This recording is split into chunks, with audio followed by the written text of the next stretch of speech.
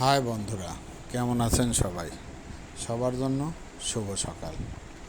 ঈদ চলে গেল আজ প্রায় এক সপ্তাহের উপরে, কিন্তু এখনও ঈদের আমেজ কাটেনি। প্রতিদিন বিকেলে আমার স্কুল মাঠে এভাবেই নিয়মিত মেলা বসছে, কিন্তু স্কুল খোলার সময় হয়ে গেল, তবু এদের দোকানপাট সরানোর কোনো ইচ্ছেই নেই দেখে মনে হচ্ছে।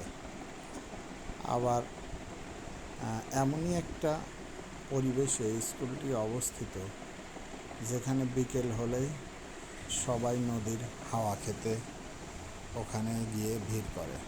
যেমন নদীর হাওয়া না খেতে পারলে এই গরমে জীবনটাও আবার বড়ই অতিরিক্ত হয়ে যায়। মেলায় পাওয়া যায়, দেখেন, সব কিছু, চটপটি, খেলনা, মাটির হাঁড়ি পাতিল, এত ভিড় এখানে বিকেল হলেই আর যাওয়াই যায় না। বাচ্চাদের জন্য রয়েছে সকল রকম খেলার জিনিস, এছাড়াও রয়েছে মাটির হাঁড়ি পাতিল, রয়েছে জিলাপি, মিষ্টি, মন্ডা, মিঠাইয়ের দোকান, এই যে মাটির তৈরি হাঁড়ি পাতিল, আরও অনেক কিছু। ধন্যবাদ।